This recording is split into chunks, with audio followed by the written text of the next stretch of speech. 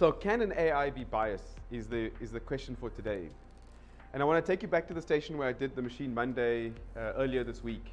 And what I had intended to do with the Machine Monday was to actually show you the model we created to control the position of the bolting tool, which is what I did. But in addition to that, I also wanted to show you how we could track an operator's hand to ensure that they picked the right parts. But unfortunately, when I attempted to do it, the model wasn't able to pick up my hand. And to our surprise, what we learned was that the model had actually been trained with lighter skin hands. So it was able to pick up a lot of my colleagues' hands, but not able to pick up my hands and my colleagues with darker hands. So what we realized was it was a really important lesson in that the data we feed our models to train our AIs has to be unbiased and more inclusive.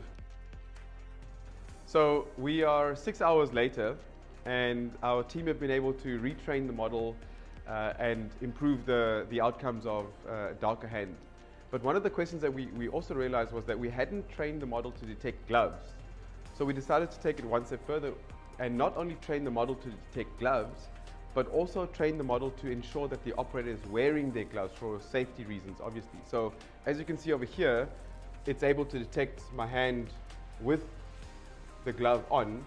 And in fact, when I put my hand in without the glove, it doesn't detect the hand. It actually is ensuring that the operator can only work on the station with gloves on.